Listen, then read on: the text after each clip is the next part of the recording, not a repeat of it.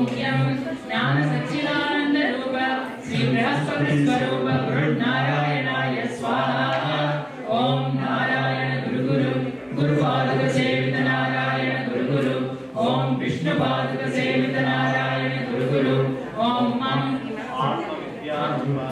श्री बृहस्पति स्वरूप गुरु नारायणाय स्वाहा। ओम नारायण गुरु गुरु गुरुपादक सेवित नारायण गुरु गुरु। ओम विष्णुपादक सेवित नारायण गुरु गुरु। ओम यम ज्ञान सच्चिदानंद रूप श्री बृहस्पति स्वरूप गुरु नारायणाय स्वाहा। ओम नारायण गुरु गुरु गुरुपादक सेवित नारायण गुरु गुरु। ओम विष्णुपादक सेवित नारायण गुरु गुरु।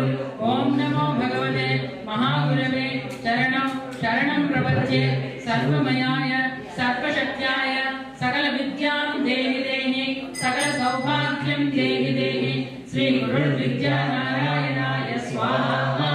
ओम अज्ञाननाशनाय विद्महे ज्ञानप्रकाशाय धीमहि तन्नो गुरुपादुका प्रचोदयात्।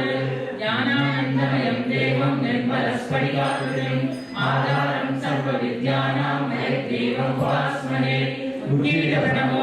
सर्ववागीश्वरेश्वर सर्ववेदमया चिन्त्या सर्वं बोधय बोधय। वागीश्वराय विद्महे हयग्रीवाय धीमहि तन्नो प्रचोदयात्। साई रामाय विद्महे आत्मारामाय धीमहि तन्नो प्रचोदयात्। साईश्वराय विद्महे सत्यदेवाय धीमहि तन्नः सर्वः प्रचोदयात्। यानि कानि पापानि जन्मान्तरकृतानि च तानि तानि निस्सन्ति प्रदक्षिणपदे पदे प्रकृष्टपापनाशाय अभीष्टफलसिद्धये प्रदक्षिणं करोमि त्वा प्रसीद गुरुदेवता। अन्यथा शरणं नास्ति त्वमेव शरणं मम तस्मात् कारुण्यभावेन रक्ष रक्ष महेश्वर रक्ष रक्ष पुरुषोत्तम रक्ष रक्ष साईश्वर। तदमानं भवति सदा यः पुरुषः सतेन्द्रियः आयुष्येवेन्द्रिये प्रतिष्ठति। श्रीर्वक्षमायुष्यमारोग्यमाविधा शोभमानं महीयते। धान्यं धनं पशुं भगवत्प्रलाभं सततं वत्सरं दीर्घमायुः।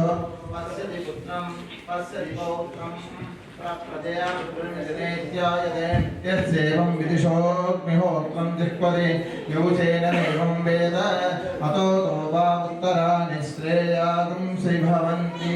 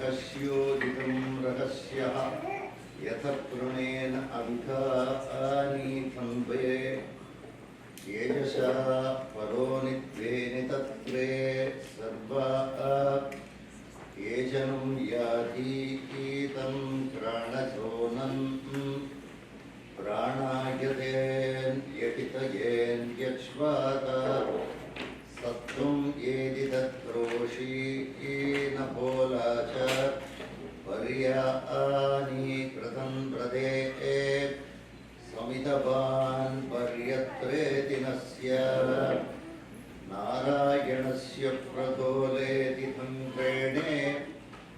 वर्षबीलानावृणं नेतितः सत्यं व्रचार्यति तथे सर्वे प्राणस्योदितं शतां कृते येषं प्राणधेन वा युद्धे युद्धविधे अद्भुतेन पूर्णे शत्रामदिते नमस्योदितवान् प्राणान् कृते नमासे अग्ने यतं कृडच्छेचाति प्रयोगधर्वाति नमाय ज्योतितस्यादितवर्य अंकेनुम आशीत् यतं प्रणस्योतितः नारायणस्य धौर्यते एति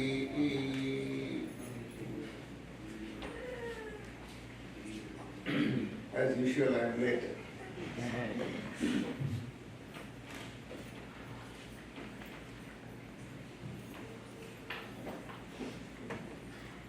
You people are more used to time. We have no time sense. Somehow I enjoy this kind of life.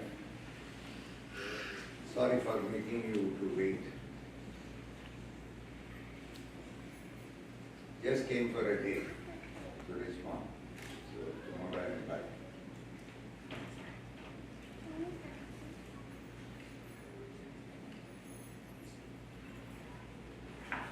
Why do you need an acharya? Where is the necessity to have a guru? You don't. In very strict sense, who is the guru?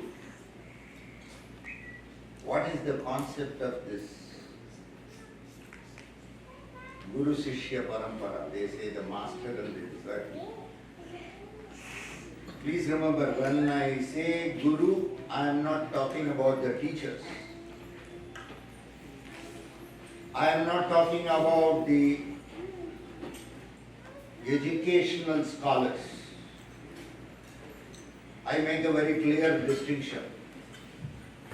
I am not speaking about those who are very versatile in their intellectual knowledge and capacity. I am talking about spiritual masters. I am not talking about educated scholars. Many people misunderstand an educated scholar to be a guru. I am not talking about intellectuality, I am going to talk about intelligence. There is a lot of difference between intellectuality and intelligence. The spiritual master doesn't guide you for intellect. He has no role to play with your intellect. He is not bothered about your intellect. You may belong to any school, you might have graduated, you may be a very, very qualified person. He is not talking on all those subjects. He is going to talk on entirely a different subject, which concerns more the concept of your true self. It is more about knowing about your true self. He will just show you a direction, you can try this way. Because he has gone through that. So every master has got his own way. In fact, there is no comparison between two masters. One master will say do it, one master will say don't do it. So the problem, if you go to many gurus, the problem will be you will be very confused. There is nothing wrong in attending spiritual discourses of various gurus. But never go to one guru and question on a doubt which was with the previous guru. If you have a doubt with me, you have to get it clarified with me, and you should not carry that doubt to somebody else. The problem with most of the people is they will listen to a lecture somewhere and they will question about it with some other master. Basically, all these masters are very, very rebellious.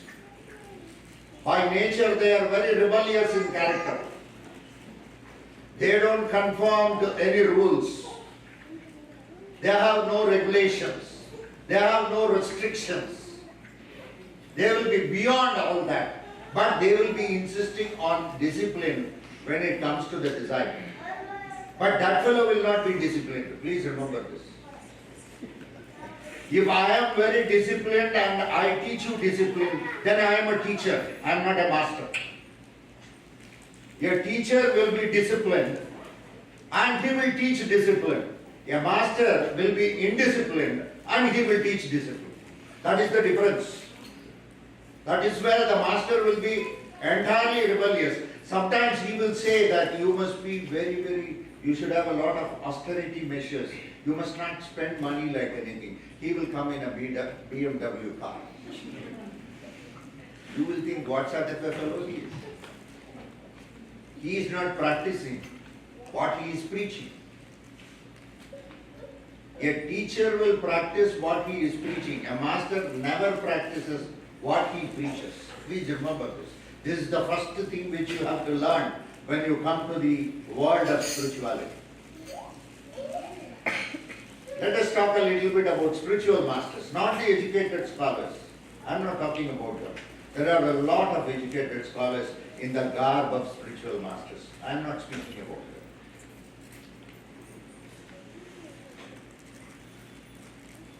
He only talks about yourself. He talks about this life, your day-to-day things. He doesn't talk beyond this life. He will not talk after life. He will talk about this life. Bodhidharma was a very big master. When Bodhidharma went to King Wu in China, King Wu asked him a question. "O enlightened master, what happens after death?" "I do not know," he said. "How am I supposed to know what happens after death?" King Wu said, "Even an enlightened master doesn't know what happens about death." "Yeah, I am an enlightened master, I don't deny that, but still not dead. Still alive. Probably you should come to me after my death to ask me what will happen. How do I know about it? Today, flesh and blood, I am very much here. You want to ask something about the present, you can ask me. Stupidly, if you are going to ask me about the future, who knows about the future? Don't be too much futuristic. Just live the present. Don't be bothered too much what is going to happen. Whatever has to happen after death is certainly going to happen. It is going to happen to you, it is going to happen to me.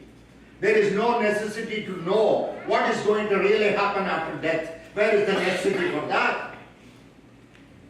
You be very contented with the present. Today you ask me, yes, what is it? I will try to clarify your doubts about the present. Don't ask me about the future, for I do not know anything about the future. He was a very rebellious master. Masters with a lot of rebellion will not answer you the way you want the answer to be heard. When you go to a master, you must be prepared to hear some answers which may hurt your ego. If somebody is hurting your ego, when you go to a master and if he hurts your ego, then he is the real master.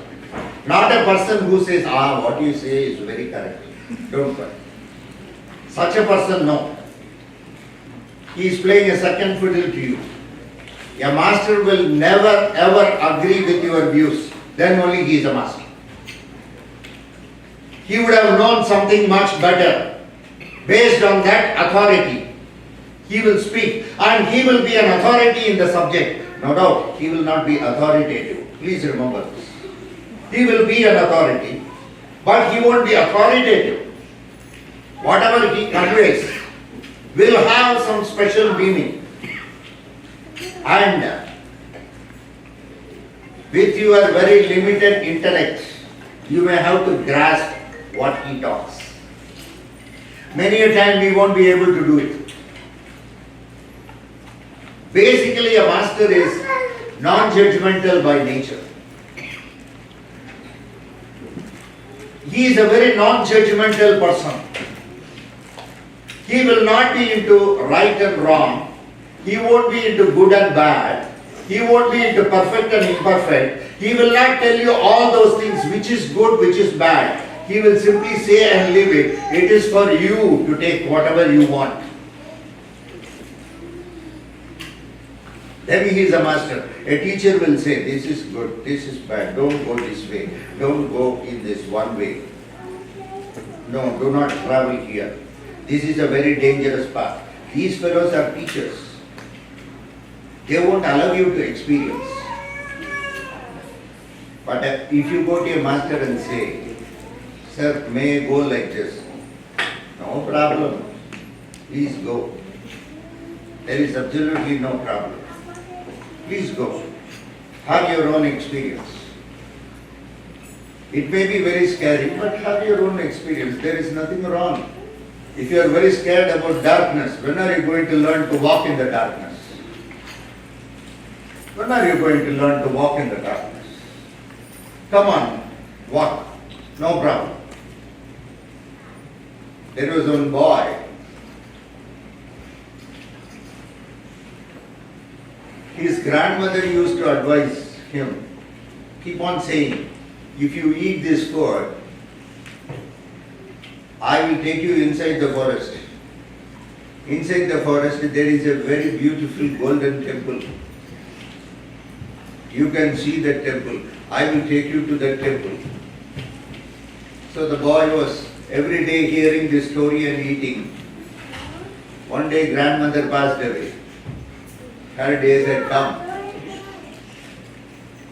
So the boy grew up with that dream. There is a golden temple inside the forest. He wants to see. It's of pure gold, naturally. Anybody would like to see how it is? It's the curiosity. We are curious to know. After all, the boy was fed with that information.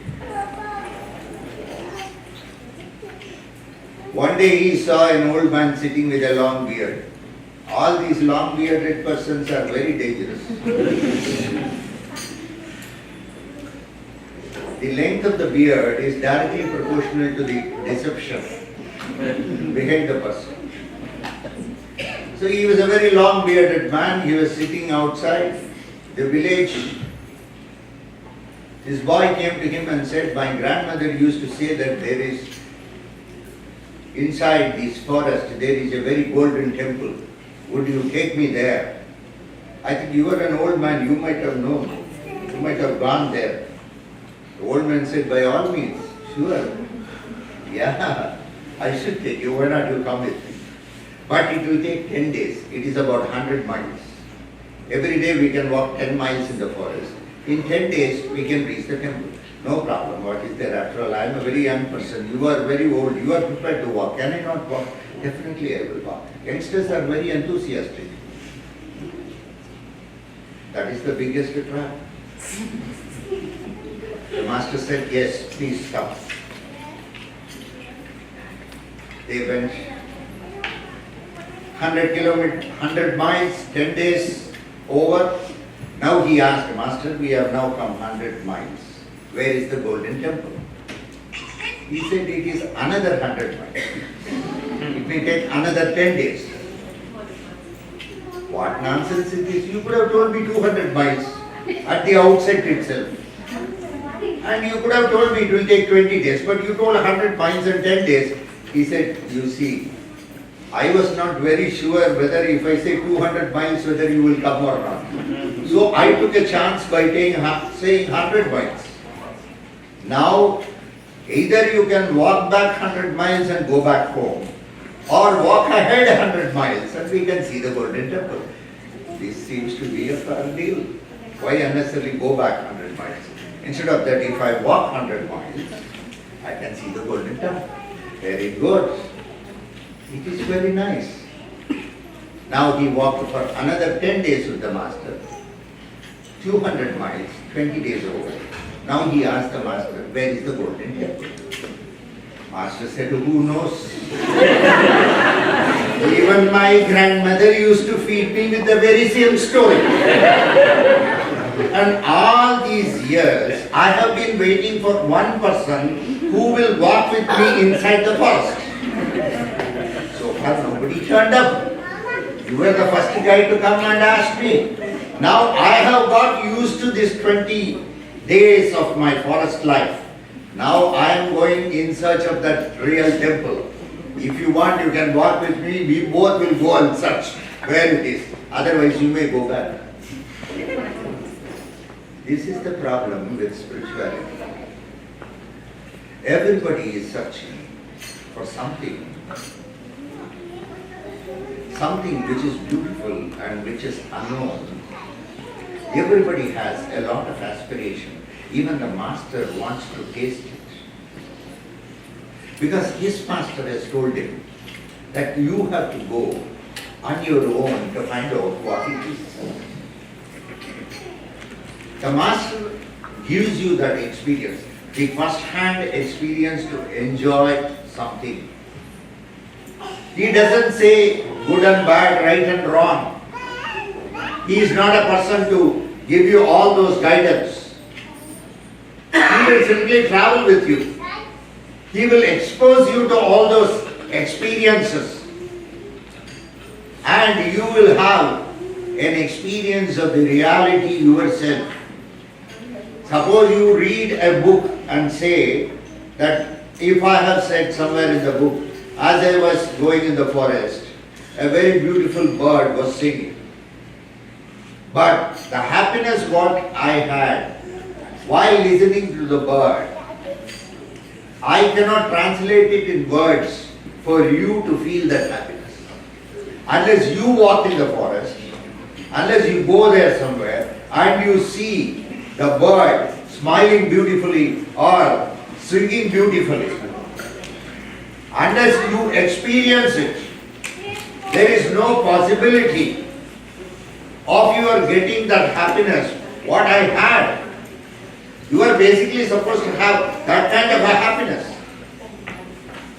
But you have to be non-judgmental in life if you really want to enjoy the happiness, the joy of spirituality. If you really want to have a taste of the spirituality, if you really want to live that life, you must be non-judgmental by nature. You cannot judge anything. If you do not judge anything, and if you are non-judgmental by nature, then the unconditional love of the nature will be passed on to you. But you must be by default non-judgmental. Can you live a non-judgmental life? Can you live a life without reasoning? The problem is this. Why we jump to judgment is because of the so-called reasoning what we have got. We have got something called reasoning. We want everything to be reasoned out. Reasoning is possible in science. In religion it is devoid of reasoning.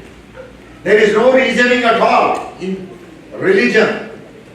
Religion is more a language of the heart. It is not the language of the mind. If it is a language of the mind, then yes, your mind can be satisfied by giving reasons. How to reason out? How is it possible to reason out something which has to be felt by the heart? Yes, your mind longs for reasoning. But what about the heart? Your heart is very beautiful. The subject of love. How will you reason out love?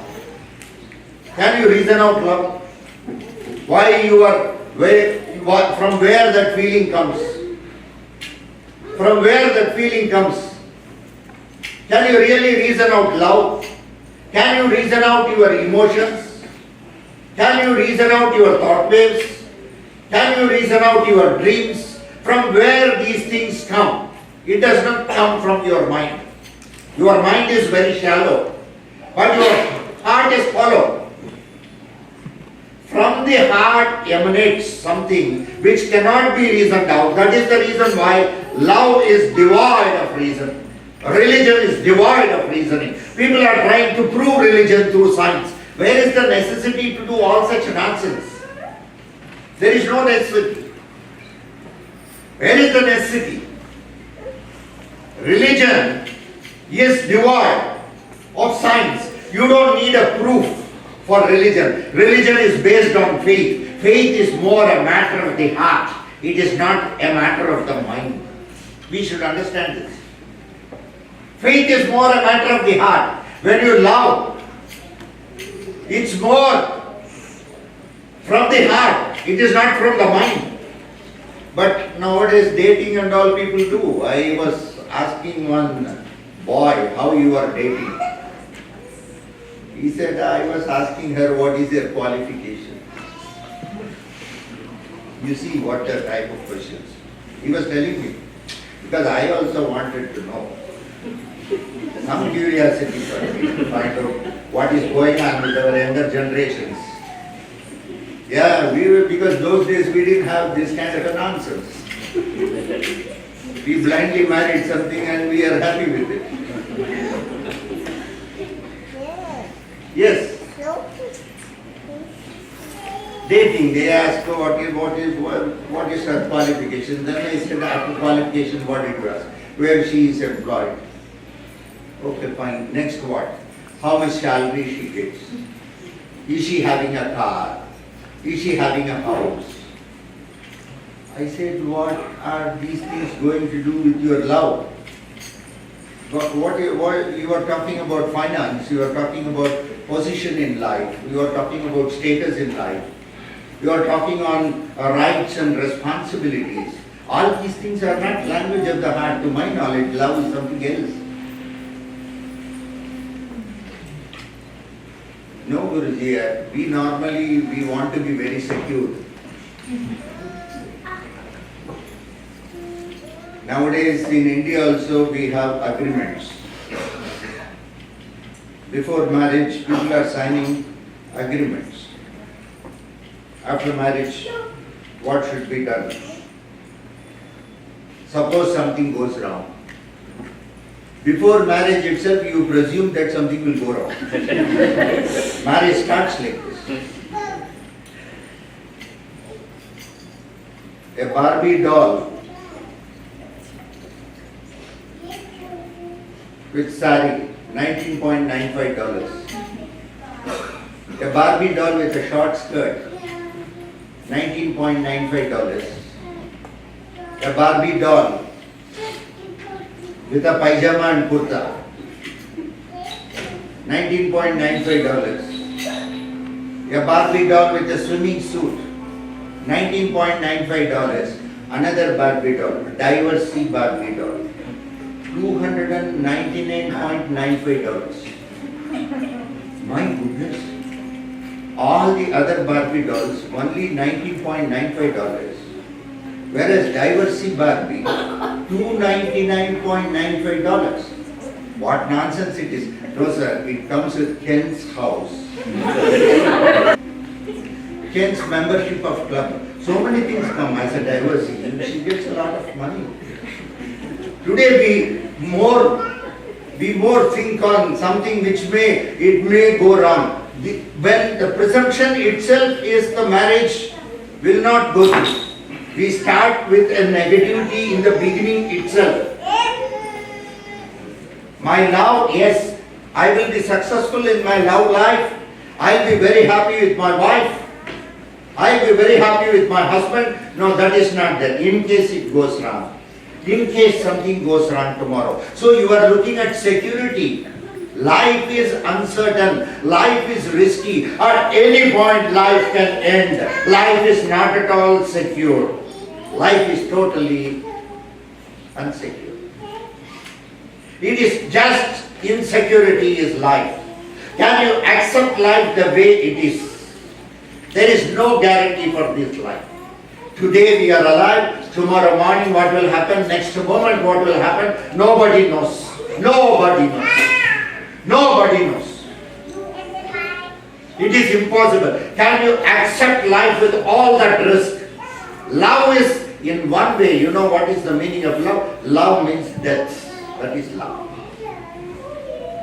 Love means insecurity. You must be prepared to accept that insecurity. Then you can be a very great lover. Please remember, when there is no expectation, when there is no reasoning, then love, I tell you, it will be the best. But we want all security. Love also is unconditional, but marriage is conditional. Once you get married, there is a lot of conditions. You have to come back from the office by 5 o'clock itself, then weekly so many movies and so many things, so many things. There are so many conditions. And when you are a fiancé and fiancée before marriage, you will talk so many things, so many lovely things. That is one of the best period. So many bundles of life. Between the fiancé and the fiancée, after marriage, the truth comes out. Before marriage, you can find them in public park and all in public places. They will be so close, so together. They are not bothered who is looking at them, who is not looking at them. They are not at all bothered. They are totally transported into another world. After 5 years of marriage, when you have 2 kids, the husband is in the front, the wife is coming after a furlong. 2 kids are in the middle. It looks like the train, the compartment, the engine, and the last coach. And this we call it as family. You don't even walk together. The love is gone. Because all our love is based on reasoning. There is no unconditionality in love. We are always judgmental by nature. Yes, maybe when Yudhishthira was fighting Mahabharata, he was very judgmental. You all say that he is Dharmaputra. He is born to Dharma. Dharma was his father, Yama. Yama is judgment. By nature, he was judgmental in life. He was always seeing good, bad, right, wrong, all these things. He was only going into right and wrong, whether this is correct, this is not correct. He was totally justified in his judgment. He was very justified. He was a very justified king. His subjects were all very happy under his rule. 36 years he ruled after Mahabharata. Now the time came, he had to leave to the heaven. Now he, along with his brothers, he had 4 more brothers and 1 wife. The system of polyandry. Draupadi was married to 5 brothers. Every year she will live with 1 brother. And after that 1 year, she will walk into the fire. She will purify herself and once again offer herself to another brother. That was the system Draupadi followed. Because she was born from the fire. She will be purified through the fire. She purified herself every year. Okay, that's a different story altogether. Now she was going, Draupadi was also going with all the 5 brothers, 5 husbands. They were going, they were now climbing up the Himalayas. It seems in the Himalayas, through the Himalayas, there is a mount called Meru. They will climb that and then go to Amaravati. That is the Swargaloka of Indra. To enter Amaravati, they wanted to enter with the body itself. If they had been very pure, if they had lived a very, very virtuous life, then they can enter Amaravati with the human body itself. As they were walking, first person to fall down was Draupadi. She fell down first. She died. Next person to fall down was Sahadev. Next person to fall down was Nakul. The third person to fall down among the brothers was Bhima. Then Arjuna. Then finally, Yudhishthira alone went to Amaravati. Yudhishthira could enter Amaravati without any problem.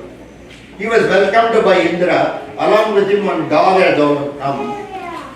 A dog had travelled all the way. Yudhishthira said, this dog has travelled with me all the way. Unless the dog is also allowed to enter the heaven, I will not enter. Indra said the dog cannot be allowed. He said, if that is the case, then I would like to be in the world itself. I am not interested. Since he was very justified, the dog was also allowed. Dog was none other than his own father, Yama. Just to test how justified he is. Yes, he came inside. Once he came inside the heaven, he saw his enemies there. Now the drama starts. He saw his enemies. His enemies were Kauravas. Everybody was there. Shakuni was there. All the enemies were there. As soon as he saw the enemies, he immediately asked Indra, where is my wife? Where are my brothers? Duryodhana said, please come, I want to hug you, he says. Duryodhana wanted to hug Yudhishthira in the heaven. Yudhishthira said, nothing doing. All these lousy fellows are here. Where is my brother? Where are my brothers? Where is my wife? Oh, you want to see your brother? You want to see your wife? Yes, I will take you. Indra took him to the Pathala, Naraka. In Naraka, hell, they were all suffering. In the hell they were suffering. Karna was also there. Karna is one more brother who was fighting on the side of Kauravas. But still his own brother, he was also suffering in the hell. Now Yudhishthira asked, what sort of a nonsense is this? People who were always adharmic by nature, people who fought a war of adharma, people who were always fighting for something wrong, they are all given the beautiful place in heaven. Whereas people who were with me, who fought a Dharma Yuddha, people who were very straightforward, with us the Lord Krishna was there. The Lord himself was there. He was also with us, but still we have been given hell. My brothers have been given hell. Why? What sort of a justice is this? Indra said, see, please remember one thing. You won the battle there. They were all killed in the battle. All these people were killed in the battle, but whereas you won the battle, since they were all killed in the presence of God, Lord Krishna, they have already suffered, they have gone through all the torturous things on their death. So all their sins have been nullified and they have been given heaven. But you won the war. You enjoyed all the benefits of the war. Not only that, you boasted that you have won the war. You did not even have a single remorse that you killed your own cousin brothers. You killed your own teachers. You never had any remorse. Your own relatives were massacred. Even though you have won the war, did you have any remorse of all those things? You did not have. But at that time, you Pandavas enjoyed that you have won the war with your brothers for having heckled, for having enjoyed The punishment is, now they are all in the hell. Why Karna is also in the hell, he asked. Karna also died in the war. Karna was on the other side, but why he is here? Karna did not do his duty properly. He gave a word to Duryodhana that he will kill all the Pandavas. Finally, when his mother came, he said, I will leave all the 4 Pandavas, but Arjuna alone I will kill him. He changed his version than the version what he gave to Duryodhana. So he did not fulfill his duty, so he is also suffering in the hell. Now Yudhishthira said, this is very bad. This is very bad. This is not at all good. Indra was just looking at Yudhishthira for his reaction. The point here is, it's not that whether you are justified or not. The point here is, justification is already over with the war. After you have come to hell and heaven, after you reaching heaven, when you saw your brothers, the people who had harmed you, you suddenly remembered your wife, and you suddenly remembered your brothers, and you started comparing, you once again brought the old aspects of war into your mind. But you did not have that grace to embrace Duryodhana. Judgmental things are over with your life in the earth. At least after coming to heaven, can you not be non-judgmental and can you not give unconditional love to your brothers, irrespective of the fact whether they were with you or not, whether they were treacherous with you or not, that is all over in the earth, but still you are carrying all that feeling even after coming to the heaven. Yes, you have won the war, so you are Vijaya, but you have not won yourself, you are not Jaya. That is the difference between Jaya and Vijaya.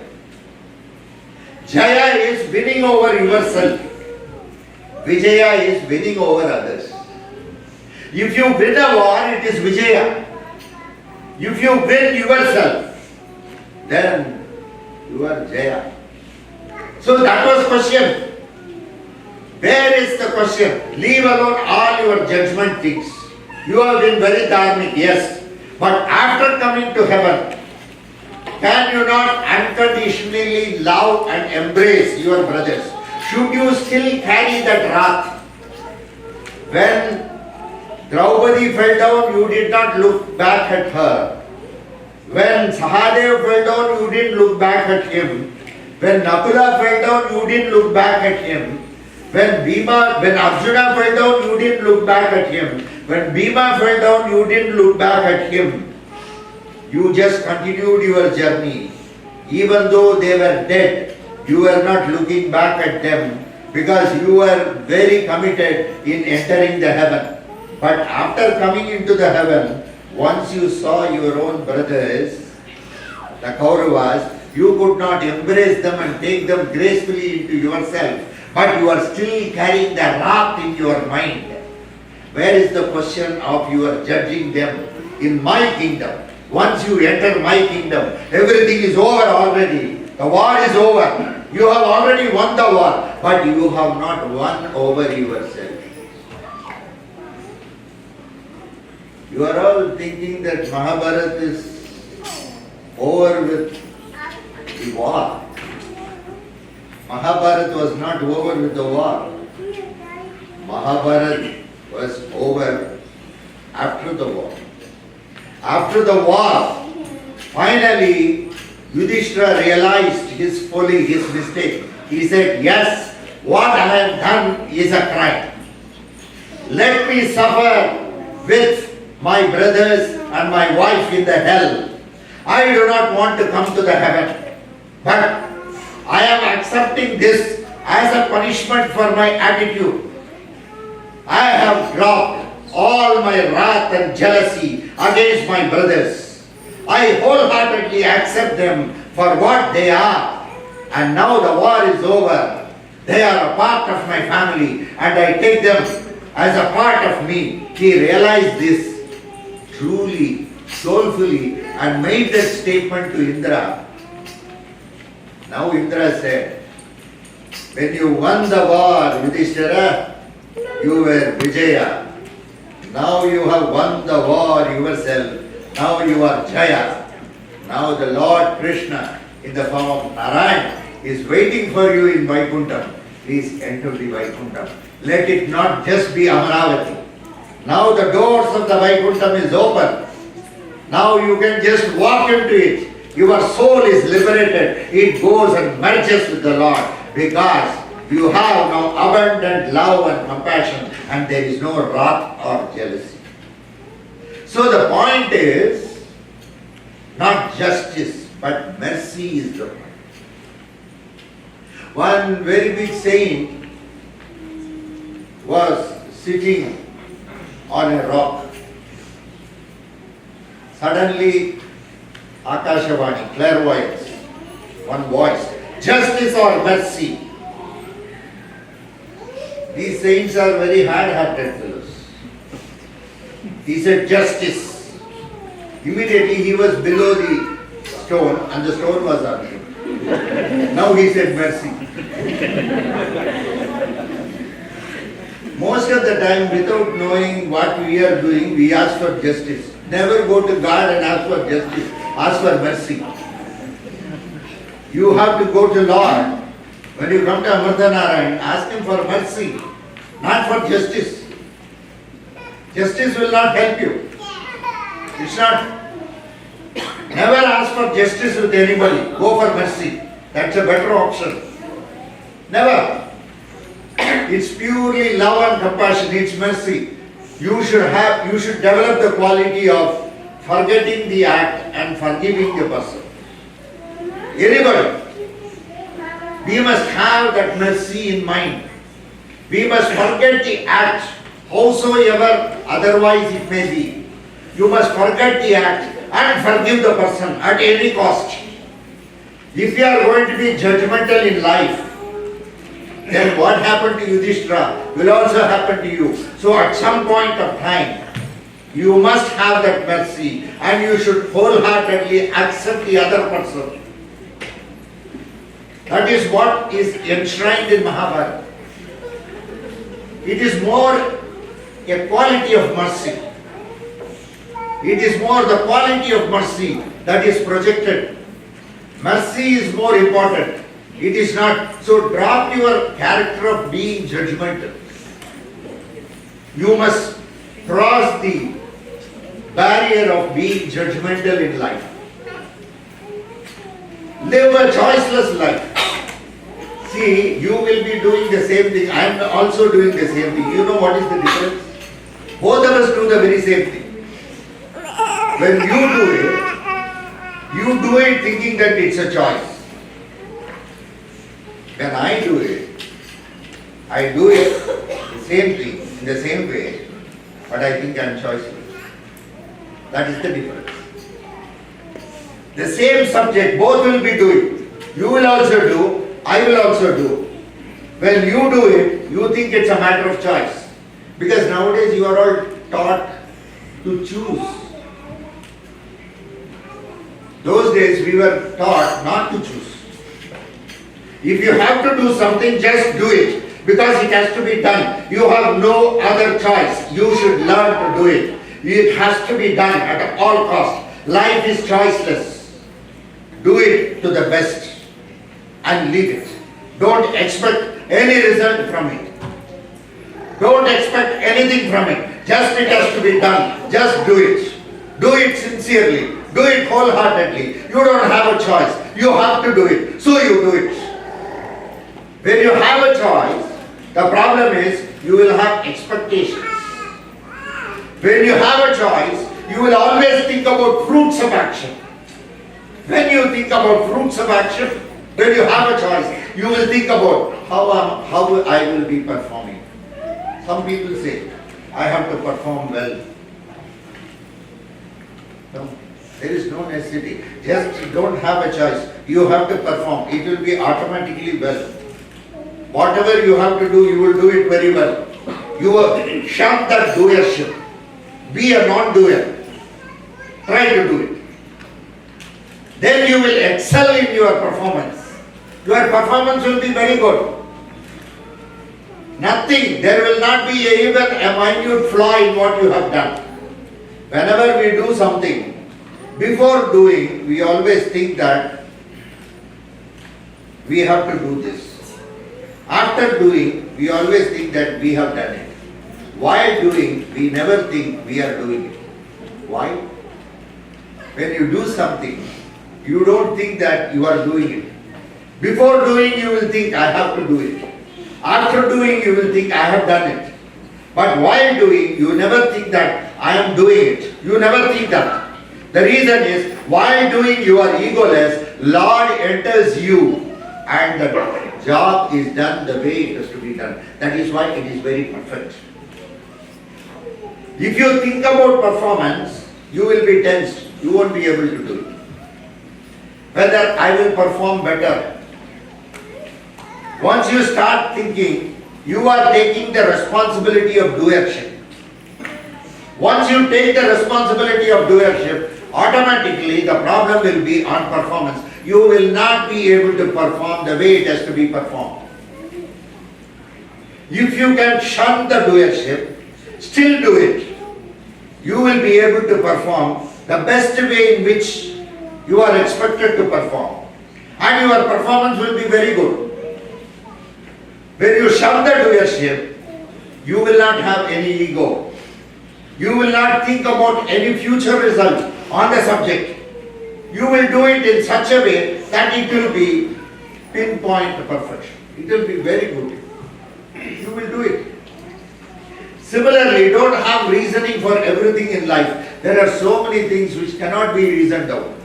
At least with the present level of awareness and consciousness, you won't be able to reason out certain of the things in life. You will never. And as your science expands, the mystery into creation and the world keeps on expanding. It is not the same. Science expands in arithmetic progression, the mystery expands in geometrical progression. There is a wide gap between the mystery with which it is expanding. See the universe. Initially you used to say that there are 10 million galaxies. Nowadays they talk on billions and trillions of galaxies.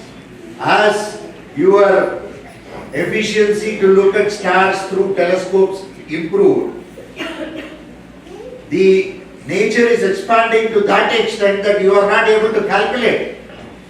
You feel that you are too small before the nature. You are not able to find out with all your science, this, that. Albert Einstein, beautiful. He was not a very big religious person. He was a very normal person. He was going and giving lecture on theory of relativity. He was going and giving lecture, E equal to mc square, everywhere. Everybody was very happy to listen to his lecture. It was very beautiful. Somewhere, a group of physicists asked him a question. See, we are also physicists. We have also worked in laboratory. But this idea did not come to us. How did it come to you? Natural. Sometimes you ask your own colleagues, we are all working together, but you see here, you are able to suddenly get the idea, and I was never thinking it that way. Then Einstein smiled and said, in the system of nature, already everything exists. In the system of nature, already everything exists. I was just given a chance to pass by, so I could pick it up. See, he had no ego. But what you will do, no, I have found out this, I have done this, I achieved my target, I did this, I did that, and this was my work. Even dance, how I have performed the dance. Where is the necessity for you to ask for a certificate from somebody else? Dance is something very beautiful and it is so intricate and it is only known to you. When you are dancing, you dance alone, you sing alone. It is more intrinsic, it is more closer to heart. Where is the necessity to get a rating from somebody?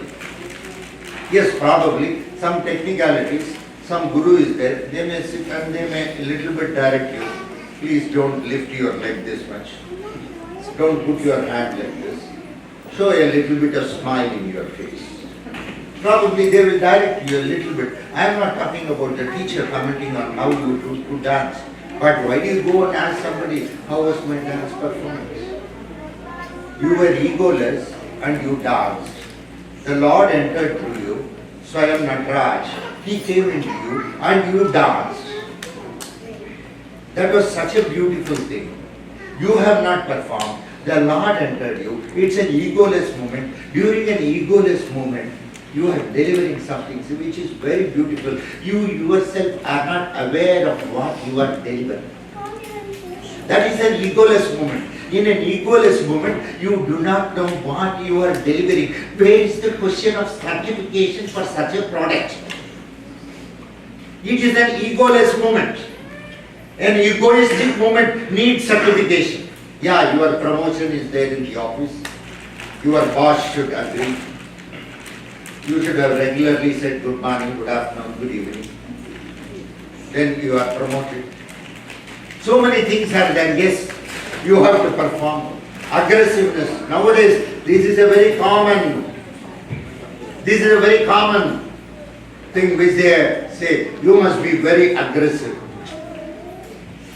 You must be very aggressive. If you are aggressive, can you be peaceful? Aggression, how it will give you peace? Ambition is not going to give you peace. Ambition, aggressiveness, goals, principles, all these things will not give you peace. Please remember this. Somebody was telling me, Guruji, no, I am not peaceful at all. Naturally, because he has already grown very big. He has reached the peak and he wants to retain the peak. Peak is just momentary.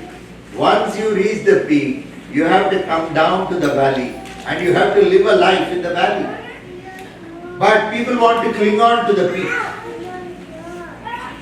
Eternally cling on to the peak. Is it possible to cling on to the peak? No. You will see so many peaks in your life. You will see as many as valleys in your life. In valley, life is very beautiful. In peak, you will be tensed. The kid, in India we have some system not like your grades. In US and all I was told that you have some grades, A plus, B plus, C plus, I don't know what is all that plus. We do not know all that. In India we have a stupid system. Still in many schools, they will have out of 100 marks, 70 marks, 80 marks, 90 marks, 95 marks. The teacher in the class will call out and say, Sridhar has scored 50 marks. Shravan has scored 95 marks. He will go on saying that. In the school itself, compare and contrast. Every kid will know the other kid's performance. Have you understood? All such stupid system is there.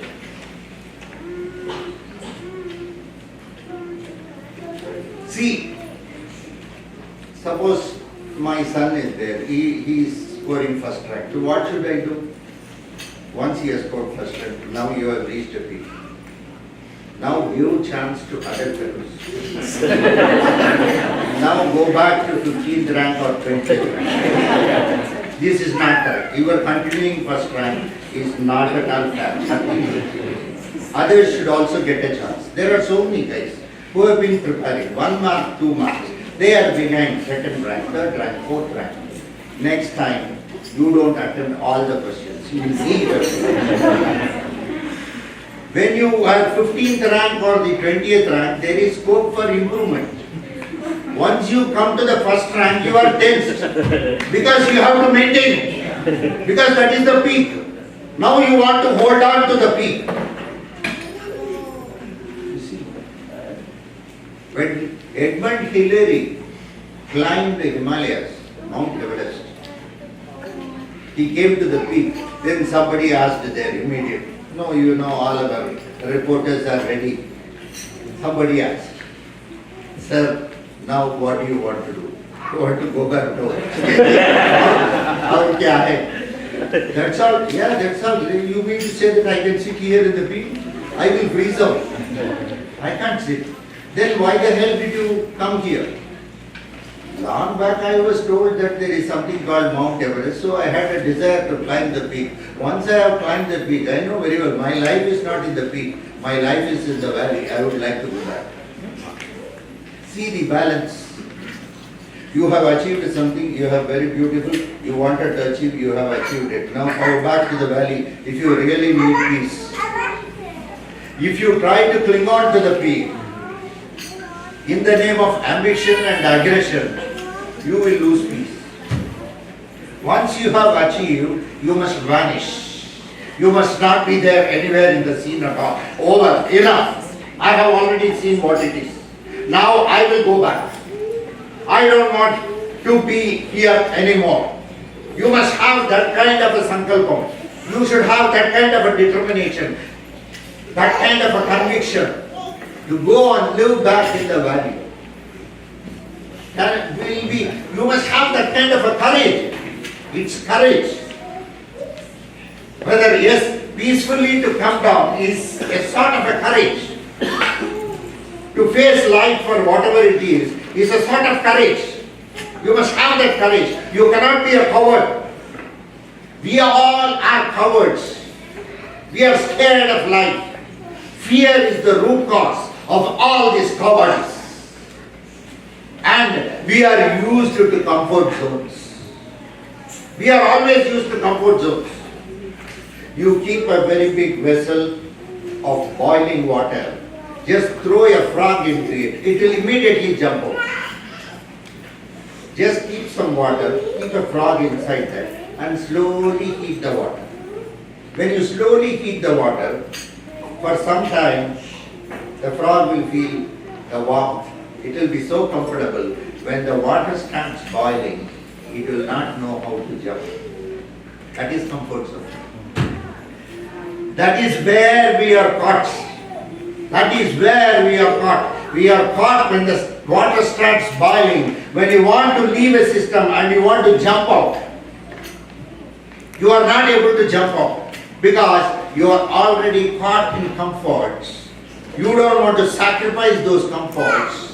And those comforts you think that is going to come with you. You are already suffering on account of those comforts. It is not giving you peace and you are into a web.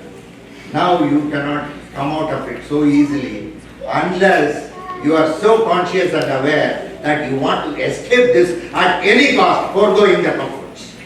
Otherwise it is not possible. It is not at all possible. So people go into comforts in life. So somewhere you may have to sacrifice the comforts. Those days, saints used to go to forests. What for? Once they are very comfortable, they want to forego the comforts, they will go and do penance in the forest. They will sit in the forest, they will isolate themselves, they will cut off themselves from the society, they will sit, they will undergo all those tortures and reduce the comfort. Their ego levels will come down. Once you go to the forest, where is the position of ego levels? All your dollars will not work. There is no question of any bank inside Forest Bank of America. There is nothing like that. You can't go and change. There is nothing like there, some hotel is there, Sarvana or something. In Edison you can go and eat. There is nothing available like that. There is nothing there. You may have to live on natural food. And you can see your big brothers also. The big cats.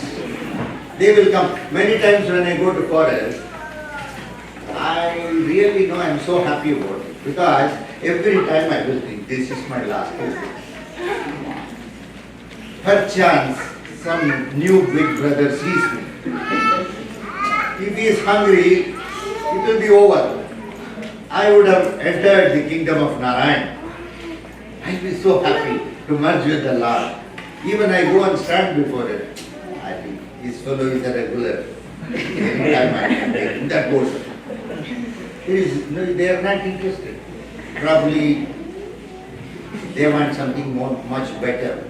This is not okay. Probably we don't know what is the reason for it. I have gone many times to many of these spots.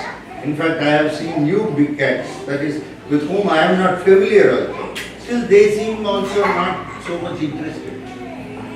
I have tried many times whether this will be one chance, one more chance, one more chance. It's very nice. It's very nice. Once death happens, something new is going to take place. This dress goes off. I need not see the same old lousy faces. I can see something better.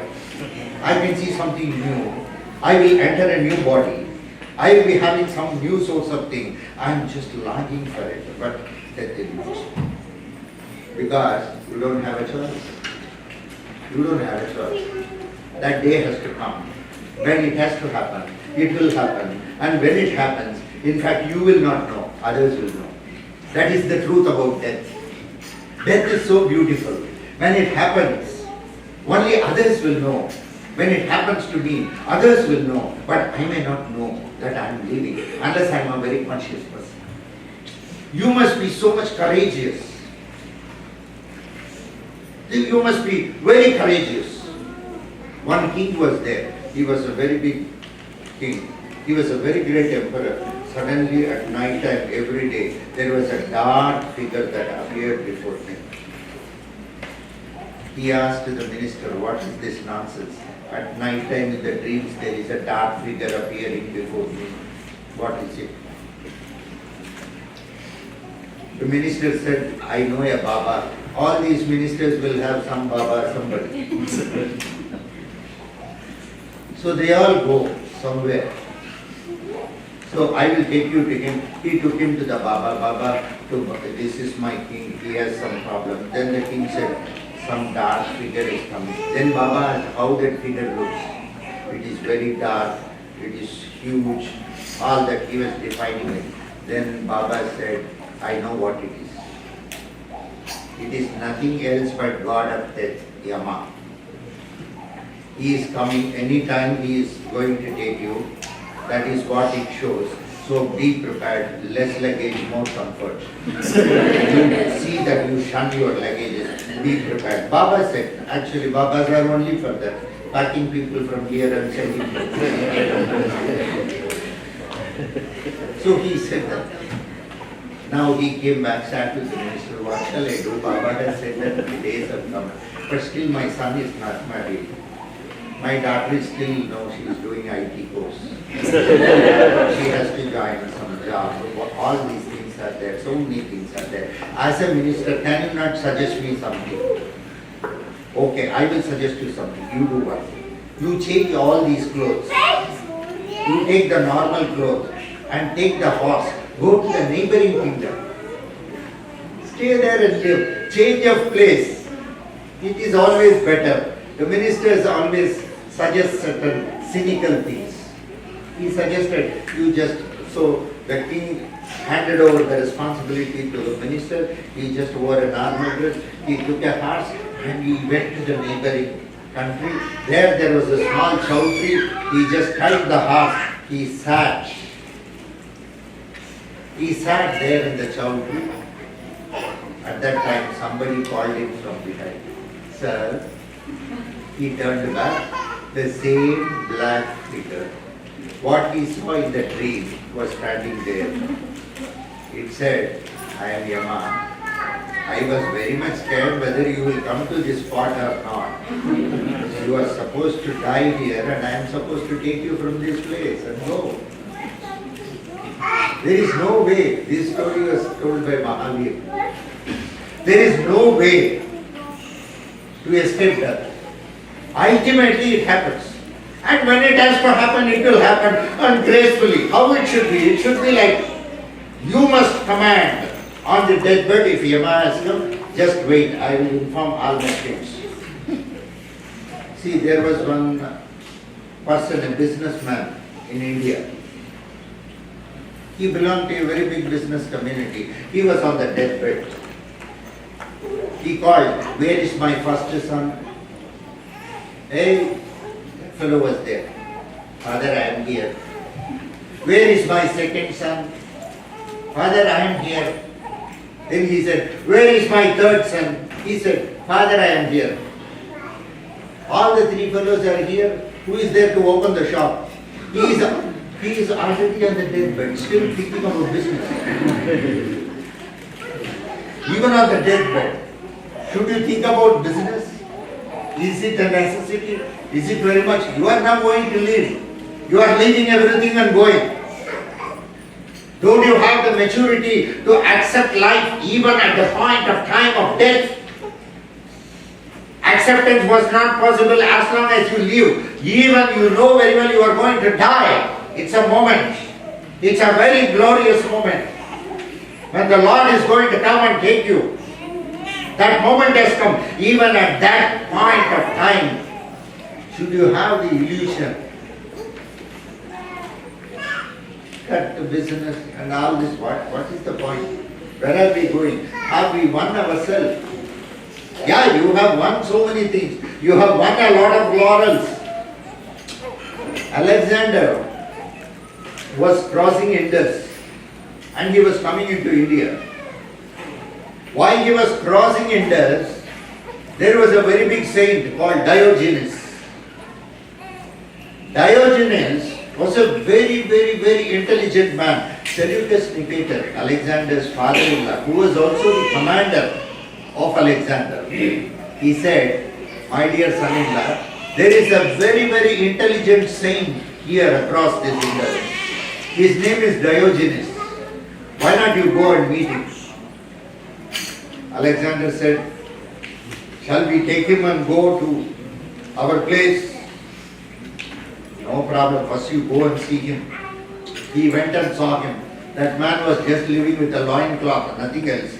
He even did not have water, any cup to take the water, and he was directly drinking the water from the river. That is how he was. Nowadays in the airports, you do know. There is no cup or something. Probably cups were kept and people were taking it away. So nowadays only the cup. There is nothing to take away. This is your cup. So he was taking water. He just saw what sort of a man this man is.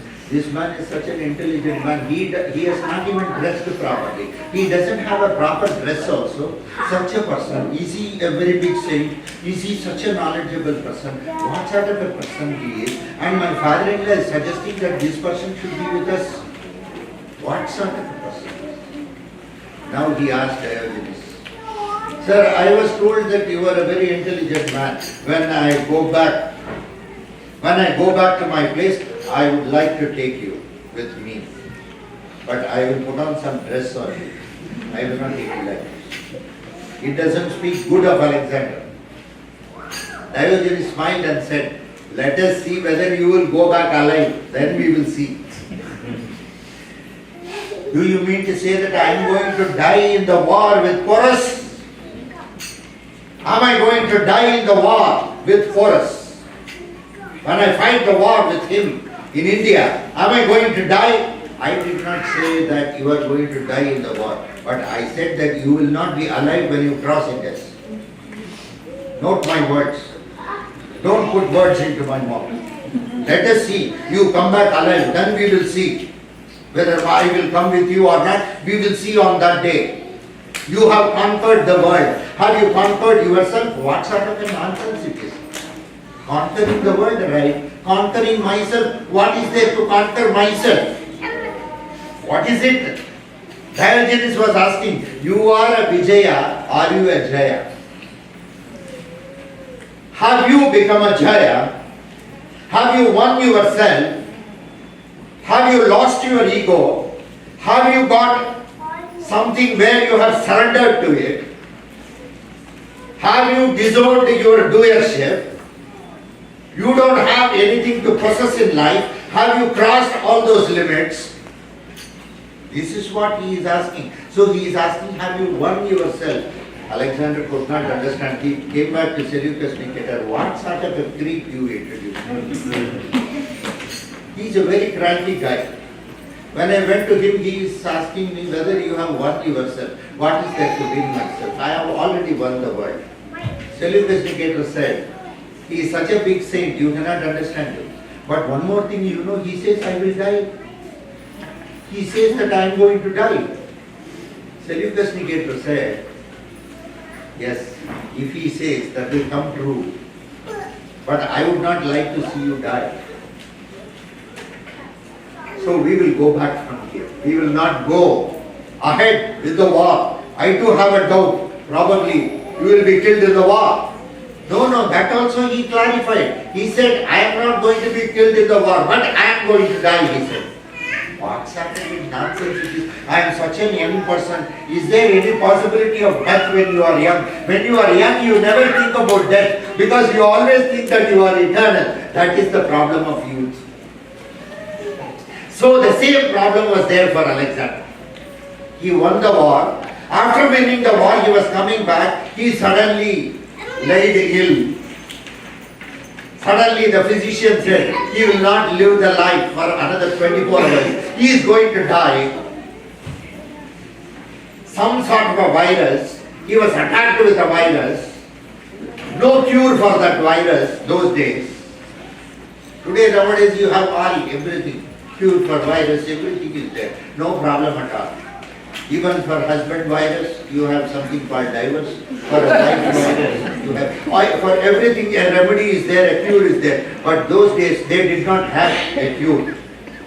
So he was about to die. Now Alexander said, now I have understood what Diogenes said. Now I have understood. He was really a genius, a great man. Please do one thing, Seleucus Nicator. What you have to do, you know, when you take my coffin, when you take my dead body coffin to our place, please put 2 holes in the coffin and allow my hands to be hanging outside the coffin. Seleucus Nicator asked, what is this new type of dying? What is this? No, I want the world to know. Alexander conquered the world, but when he died, he has not taken anything in his hands. That is why he is called Alexander the Great. Alexander is called Alexander the Great because he was a Jaya on death. On death, he realized, he conquered what Diogenes said. He attained, Alexander attained that. He had conquered himself. He knew, he had that wisdom to accept. He was wrong. He has conquered the world. But when he died, he is not taking anything with him. He became an egoless person. And he passed up very peacefully on death. And he did not regret. Always live a life without regrets. Whatever you want to do, do it. Do it with courage. Do it with conviction. Have that boldness to face life for whatever it is. Develop that kind of a courage. That kind of a conviction. Shun the fear. Then you can rule yourself. That possibility is there. But that possibility comes only if you have the courage, not like a coward. Cowards do not get that kind of a possibility. It is not possible. People who live with reasoning can never attain that kind of a life. There are some people, they want to marry. When they want to marry, they want the girl to come with a lot of money. Marry any monkey. No problem. Marry any monkey with money. Money will reign, monkey will remain. Money goes on. Money doesn't remain with you. But the monkey will remain. We have all that. We always have that. We want to have everything. Unless you slowly come to a stage where you have confidence more in yourself, more in your ability, more in certain things, that intrinsically you are a part, you are a miniature of the Lord, not the ego self, but the true self. When the true self can exhibit its truth, its value, then there will be a great change in your life. That change, it will come into your life, not by merely shaking your head, I tell you. No. Similarly, don't carry the wrath for long. Have that act of forgiving. There was one person. There was one dog in the front. The dog was garlanded. Behind that, one person was dancing and humming. He was also garlanded. Behind that, the coffin was there. There were a lot of garlands on the coffin. Behind that, there was a big queue. What sort of a funeral procession is this? One person was noticing. So he went to the person standing in the queue, sir, what is this new novel type of funeral procession? There is a dog in the front. It is having a garland. Then there is one dog with, one person is having 2-3 garlands and he is dancing. And behind him, they are carrying the coffin. The coffin has got a lot of garlands. And there is a big queue behind. Then he said, shh, go behind and stand. Then he went to the next fellow, sir, shh, go behind. Shh. Like this it is happening. The last fellow he got it. Now I am not going to leave. If you ask me to go and stand behind, I won't allow you to continue in this queue. I want to know what nonsense is going on.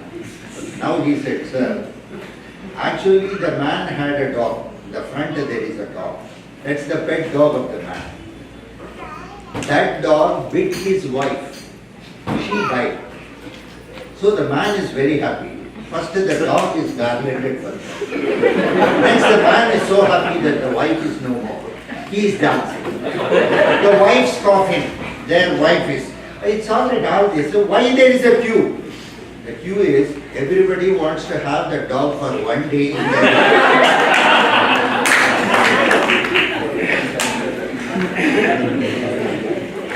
It happens many times. So you may not probably, but somewhere everybody should develop this love and compassion, and we have to pardon, we have to accept, we have to forgive. First of all, nobody is the doer. Lord is the doer. And Lord is both the hero, Lord is the villain, everything is attributed to Lord. Lord is the cause, the reason for anything and everything happening in this world and the entire universe, all the universes. He is the Lord. We do not know the reason why. You cannot reason out. Through all your logical reasoning and planning, you cannot achieve Lord. Yoga, if I do yoga for 3 weeks, will I attain Nirvikalpa Samadhi? Somebody was asking. I said, not possible. Then he said, 1 month if I do yoga, can I attain? I said, not possible. Okay, 1 year if I do, can I attain? I said, not possible. 10 years if I do, is it possible? I said, not possible. Then what is possible after 10 years of yoga? I said, you will be in the finest, the best mental hospital.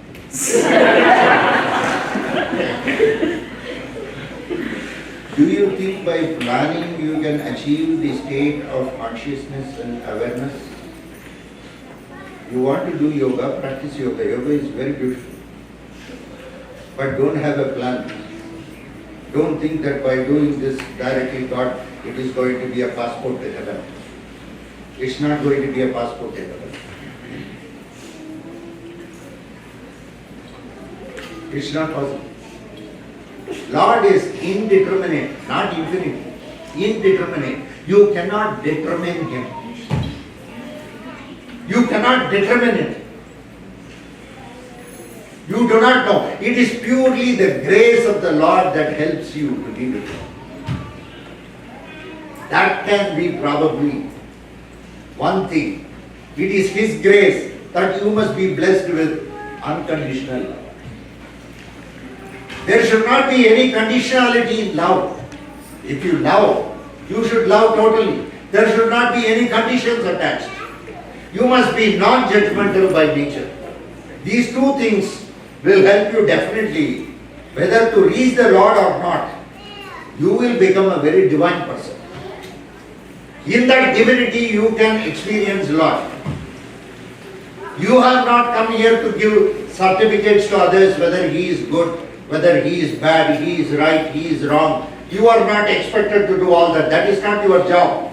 You have not come here to judge. You have not come here to say, this is all right, this is correct, this is incorrect. This is the way you have to go. That is the way you have to go. No, you have not come for all that. You have come to introspect yourself. You have not come to inspect others. Try to understand this. You have to introspect yourself, not inspect others. You are not a party to any sort of inspection. And there must be total surrender. The concept of mumukshu, they say. The mumukshu is nothing else but the concept of total surrender towards the Lord. The total surrender, whatever you may believe, let it be anything you want. Anything. The belief, the faith must be to that extent. A wife and a husband went to Jerusalem and the wife died there. The wife died in Jerusalem. Now the wife died in Jerusalem. Now the Jewish rabbi priest said, sir, you can very well bury your wife here. It is just $100. If you want to take your wife back to India, it is $10,000. This is more cheap, $100. He said, no. I would like to take back my wife to India. I would like to bury her or burn her only there, not here. He said, why? I have heard 2000 years back, here was a man who was buried and 3 days he came home. I cannot rely on that. I want to take back my wife feeling. I want to see her, she is cemented forever. That cannot happen. See me. It's all jokes. That's why I take it light. That much of faith. The faith is to that extent. The faith is to that extent. Unconditional surrender, unconditional faith towards the Lord. And He shows the direction. He gives you the way. He commands you. And He is there always with you. And there is no necessity to fear about anything at any point of time. Drop your fears.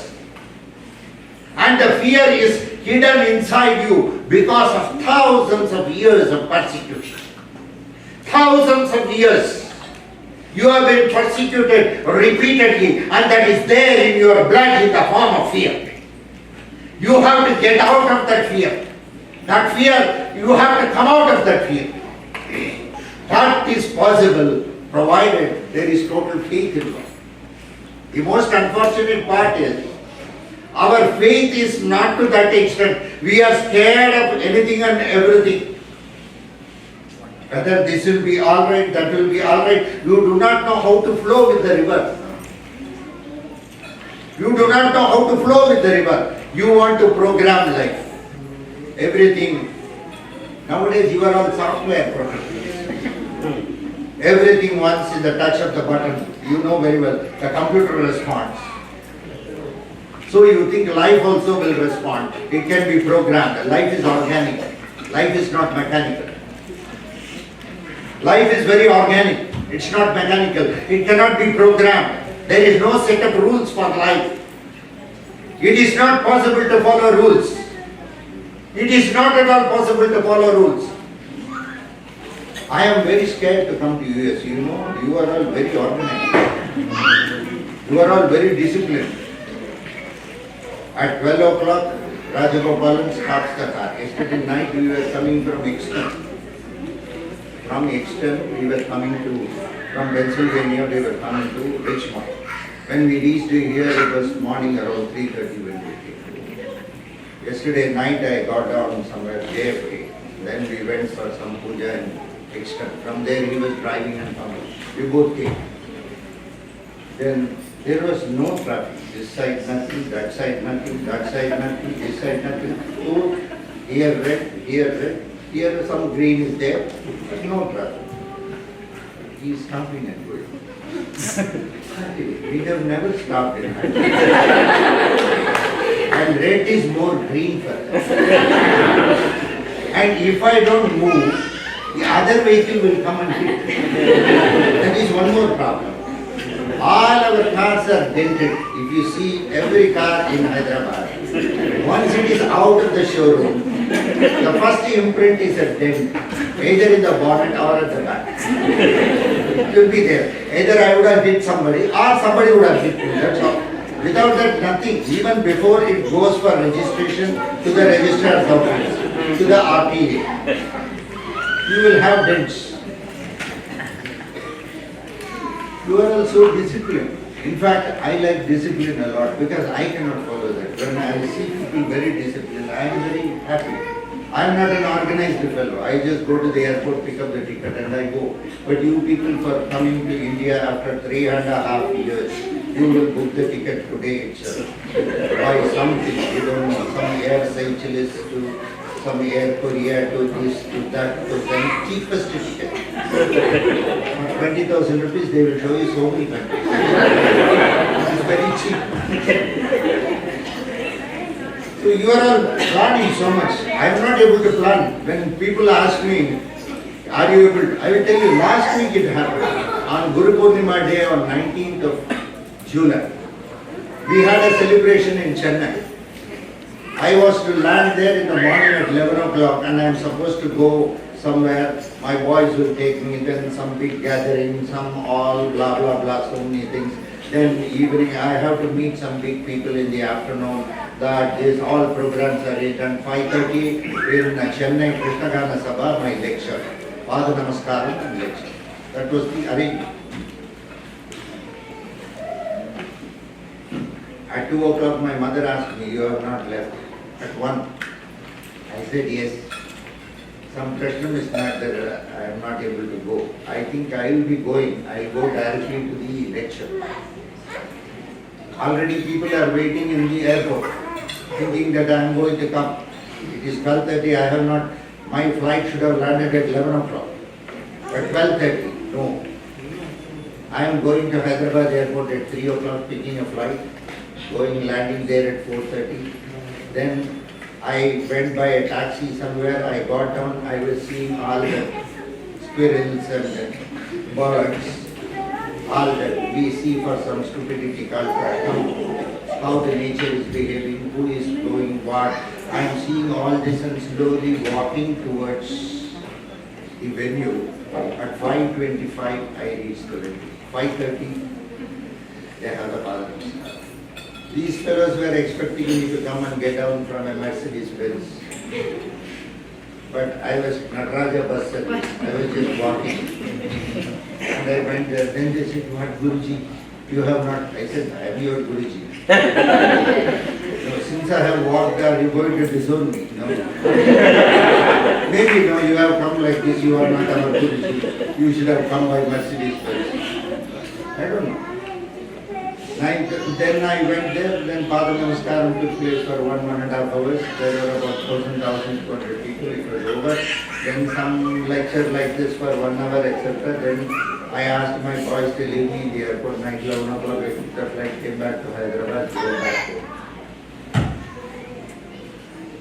We live a life like this. Totally uncertain, totally unplanned, no programming. Because our life is like that. But you are all very organized. That is the beauty of your life. What I love in your life is the way you are organized. I like that. Some small kid is there. It crawls. How beautiful it is. Suppose you crawl like a kid. What will you do? It will be a big problem. They may call 911. We don't know. So I enjoy when you are very disciplined, when you are very organized. I am very much attracted towards you because I can't do it. Something I cannot do, somebody else is doing. I always appreciate that because I learned that. I cannot be like that. I appreciate that. I don't say that you are wrong. At the same time, I don't accept that I am wrong. I appreciate you, better learn to appreciate my discipline. That is how we live life. We have not come here for something. We are not educated scholars. We are more spiritual masters. We have lived with masters. And we are very so happy for the kind of life what we lead. I just wanted to share some of my experiences, how I looked at life with you, so that probably somewhere down the lane, after some years, if not today, someday, you may like to live a life without baggage and luggage. You all have a lot of baggages. You all have a lot of luggage. You are not able to enjoy life because there is too much of baggage, there is too much of luggage. There is too much which you are carrying in the heart. So many things you are carrying in the heart. So many things. And your system of communication is not that good. I will tell you a nice joke. It's only a joke, don't take it very seriously. It seems long back, in Rome, Jews were also there. Jews are very, very sharp people. They do very good business. There cannot be better businessmen than Jews. They are very good. They are made out for, like the Vaishya community in India. They are known for business. They have a lot of business acumen. So they were all in Rome. They were doing a lot of very good business. So all the Christians went to Pope. They went to Father. Father, our hope is only you. There is nothing else. The Jews are already here. Slowly they have started governing everything through business. They have a lot of money. Tomorrow even they may replace you with a Jew. So you please call them and send them away from Rome. Because everybody respects Pope. Everybody respects Father. You please tell them something and let them leave. Father said, no problem. I will do one thing. I will call their chief. I will somehow manage you, don't worry. He will send them out. No problem. Absolutely. So Pope was sitting on one side. The Jews were being represented by a person called Moshua. He was the leader. This side the cardinals and bishops were sitting. And this side all the Jews were sitting. It was a big auditorium and in the center. Now Pope said, I will be asking you 3 questions.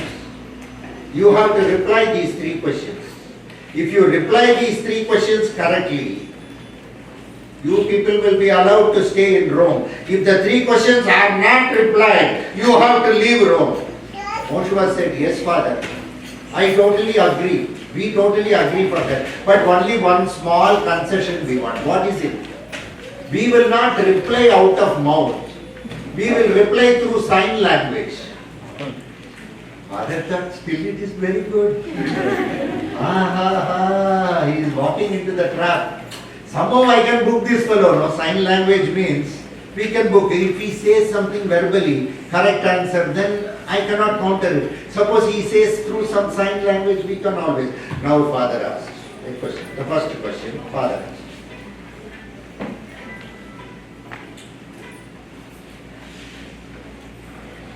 How is God? How is He? What form the God is? Joshua replied like this. He said like this. Okay, it's all right. Now next question. Now the question was asked. Now he said, like this, Pope said. Moshe said like this. He said like this, Moshe said like this. Then Pope took wine and he put wafer in that. The wafer dissolves in it. Moshe put an apple. Pope said, nothing doing. Jews will continue in Rome. They are the most brilliant people, he said. Then Moshe and all the Jews went away. The cardinals asked, what is same-side goal? What is this? You are supposed to play for us and you play for that fellow. See, I said like this. I said God is one. He said God is three. Jehovah, Jesus Christ, the Son of God, and the Holy Spirit. He said Trinity. He is right. How can I deny him? I said God is here. He said God is everywhere. Oh, wow. It's great. I said, all your sins, if you come to our God, gets dissolved the way the wafer dissolves in water. He says, how about the first sin, Adam's apple? Moshe came on. He said, how did you win the argument with Pope? He said, in 3 days we have to vacate. I said, it is not going to happen. He said, we are going to stay here. I said, we are everywhere. How about the third question? Who knows? He took his lunch packet, I took home lunch. The question, most of the time, the communication is, you say something, the other person will understand something. We say something, most of the time our communication is not that good. We are not able to convey. Even among human beings, we are not able to convey properly and cogently what we feel, leave alone your communication with the Lord. Even to express your love to the Lord. The communication part, the way to express in your own language. You need not know Vedas, you need not do big yajnas, all these things are all nonsense. It's all not at all necessary. In your own words, you can go to the Lord, you can speak to Him. In your own words, you can use your own words. Whatever you know, whichever way He accepts. That communication also we are not prepared to do. We are not able to do. Our capacity to communicate, even normally. In fact, with human beings, your communication may fall short. But in your own language, when you talk to the divine, to the ultimate, He can understand you better than human beings. That is an aspect of faith. The faith should be to that extent. Live this choiceless life. Shun your doership. Be a non-doer. Perform everything the way it has to be performed. Never expect results. Don't cling on to peak. Try to live in the valley. Have equanimity of mind. Unconditional love. Be non-judgmental. Accept anything and everything. Don't reason out life. For reasoning will not help you at all. Have the concept of surrender. This is the way you can reach the God's kingdom. This is what was told to us, and that is what till date, with the Lord's grace, we are able to carry on with. I cannot tell you anything more than this. So we are not educated scholars. In one place, very beautifully Krishna says in Bhagavad Gita, Yomam pashyati sarvatra sarvam chamayi pashyati tasya aham na pranashyami sa cha me na pranashyati. Yo mam pashyati sarvatra. Sarvam cha mayi pashyati. Tasya aham na pranashyami. Sa cha me na pranashyati. Yo mam pashyati sarvatra. One who sees all in me, sees me in all. One who sees all in me, sees me in all. Neither he misses me, nor I miss him. Yo mam pashyati sarvatra, sarvam chamayi pashyati, tasya aham na pranashyami, sa cha me na pranashyati. Do not differentiate among anything, for in everything the God exists. Everything the God exists. Vidya vinaya sampanne brahmane gavihastini shumi chaiva swapake cha panditaha samadarshanaha.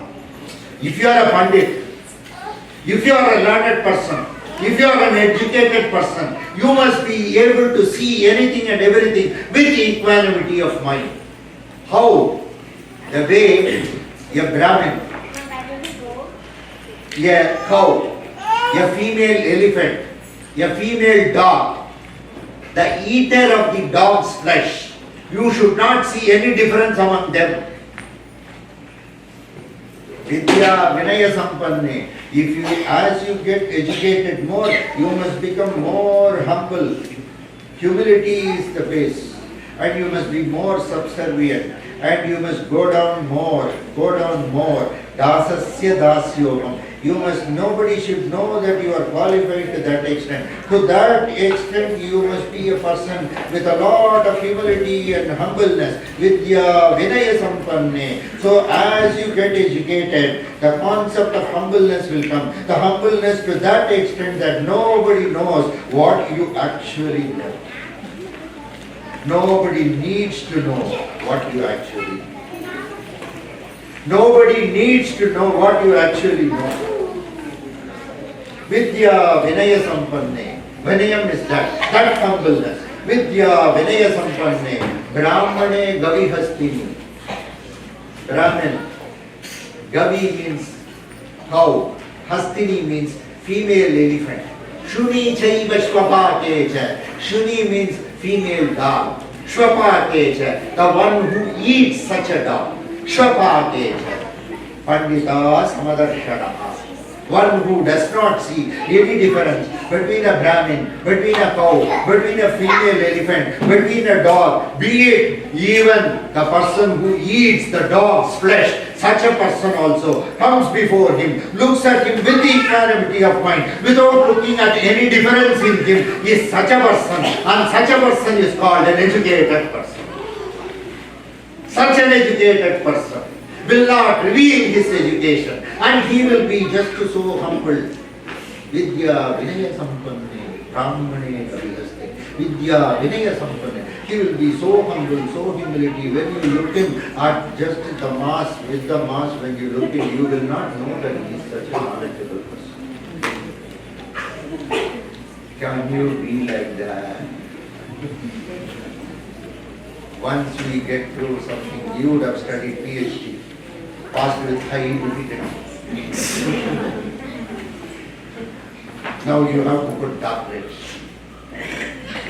I have seen some people in India, invitation, wedding invitation, retired IAS officer. And they were tired of you and they have retired. It's already over. All the trash is over, garbage is over.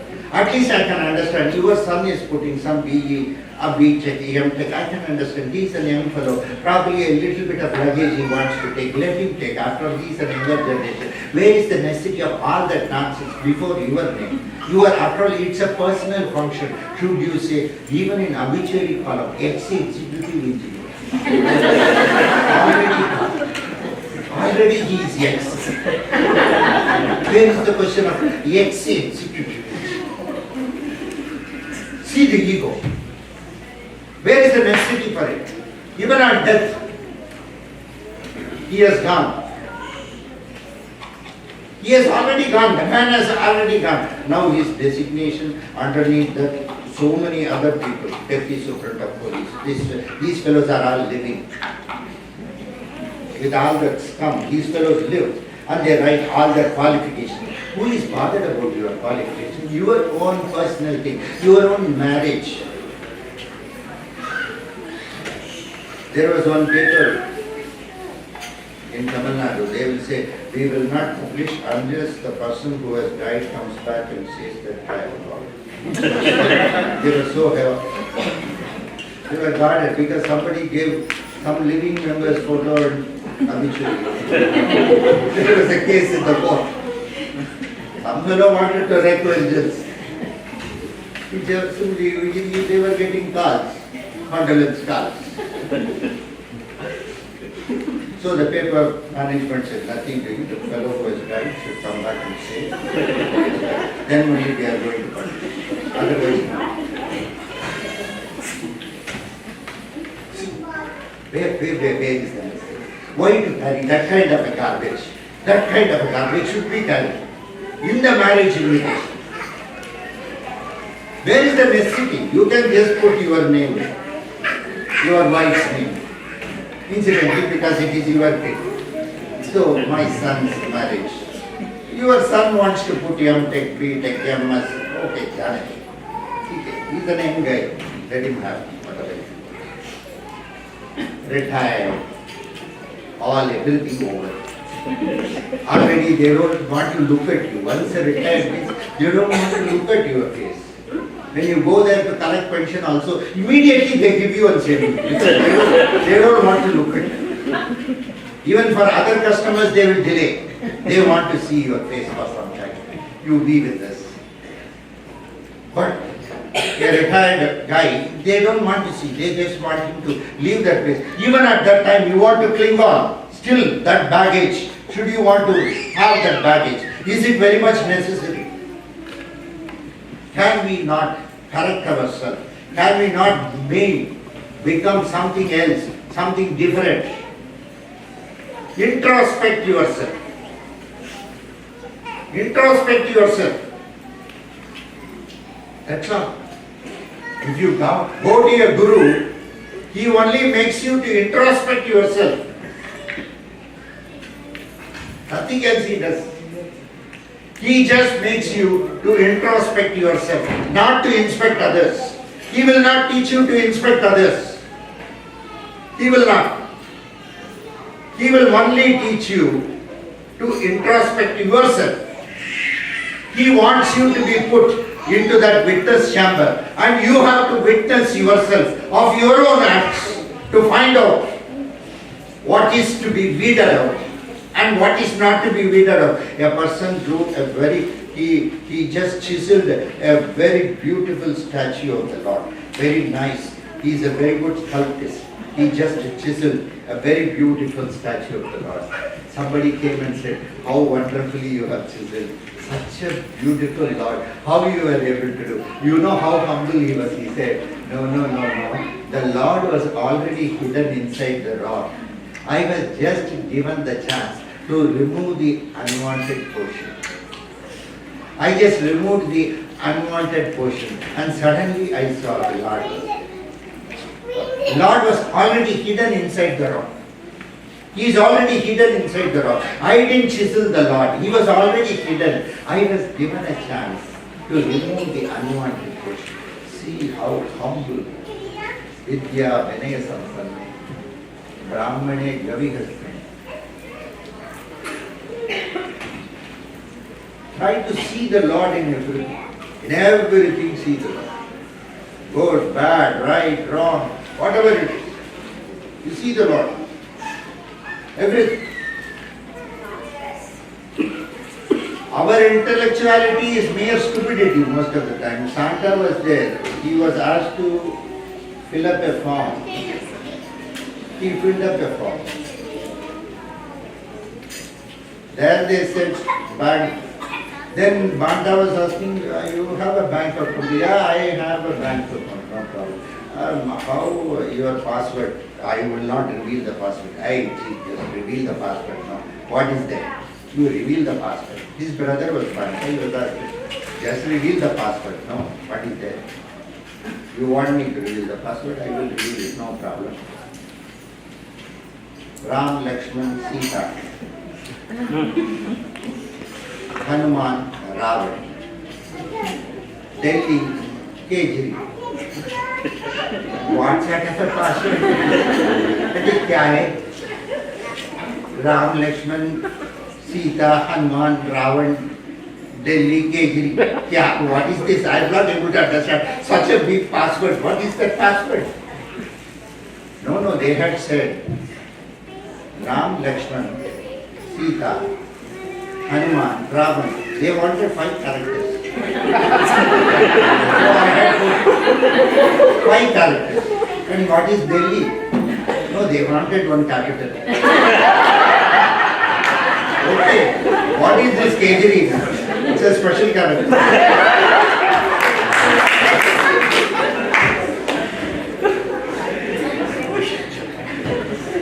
All our intellect is just stupidity, most of the time. God bless you, it's time. Sri Lakshmi Prasanna Paripurna Kataksha Siddhirastu. Tomorrow I am leaving back to Hyderabad. Somewhere in October, November, we are going to have the Pradishta of Vriksha Bhavani and Vriksha Bhairava. We are going to have it sometime in the last week of October or maybe first week of November. We want to have it before the elections. So we will be having it for 3 days. Lord will grace me to be with you. So that occasion I can spend more time with you. We can talk better on all these things. No doubt we have some ritualistic things to do that we will be doing. Thanks a lot. God bless you all. Live a strong life. Live life without regrets. You should not regret at a later point of time that you missed something in life. Make yourself sure. Don't miss anything in life. Enjoy life. Live a great life. I want you all to come up in life, see everything in life, see all the peaks, see all the valleys. Be contented, be happy. Shri Lakshmi Nrsimha Paripurna Kataksha Siddhirastu. Shatamanam Bhavati Sadayu Purusha Sadendriya Ayut Sevendriye Pratiteshtati. Thanks a lot. Thanks for coming. Bye.